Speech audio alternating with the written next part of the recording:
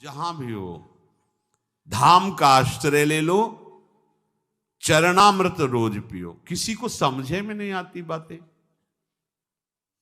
अगर उसमें दुनिया की बातें औषधियां मिली हैं और कह दे आपको बहुत स्वस्थ रखेगा, तो कड़वी हो कैसी भी हो आप रोज नियम से लेंगे। वो सिरप है, चाहे उसमें अल्कोहल मिला हो, मछली का तेल मिला हो, कुछ भी हो, अरे औषधि है।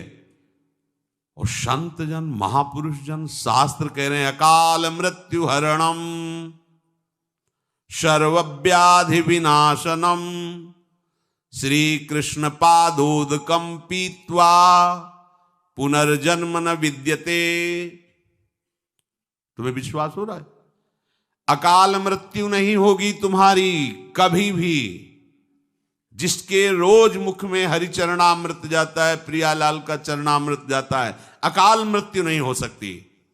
ये शास्त्र ऐसे महापुरुषों के द्वारा लिखे गए हैं कि भगवान अपने वचन झूठे कर सकते हैं लेकिन संतों के नहीं। अपनो परण विशार भगत को पूरो परण निभाऊं, जाचक जाचू कहे तो बेचे से बिक जाऊं। देखो भीष्म जी ने कहा कि आपने नियम लिया है मैं युद्ध में अस्त्र नहीं ग्रहण करूंगा, मैं गंगा का बेटा नहीं कहूंगा, शांतन सुत नहीं कहूंगा यदि युद्ध में आपको अस्त्र न धारण करवा दिया। तो भगवान ने अपनी प्रण को झूठा साबित कर दिया और लेकर रथ का पहिया दौड़ पड़े भीष्म जी को मारने के लिए। बोले बस यही बाण धनुष यही देखना चाहता था कि आप अपना प्रण निभाते हो या अपने भक्त का। अपनो परण विसार भगत को अकाल मृत्यु हरणम चिल्ला चिल्ला के कह रहे हैं। पैसा नहीं लगता, अपनी श्री जी को स्नान कर, राधा नाम को, या आप मंदिर से किसी भी, हमारे बड़े उदार ठाकुर है, चाहे आप राधा रमण जी चले जाओ, बिहारी जी चले जाओ, आप किसी, ये सब हमारे वृंदावनाधीश्वर श्यामा श्याम ही अलग अलग कुंजों में गए हैं तो रसिकों ने लाड़ लड़ा के उनको अलग अलग नाम से पुकारा, वही गलबहियां दिए गए तो राधा रमण वही गए, बांके बिहारी वही, राधा वल्लभ।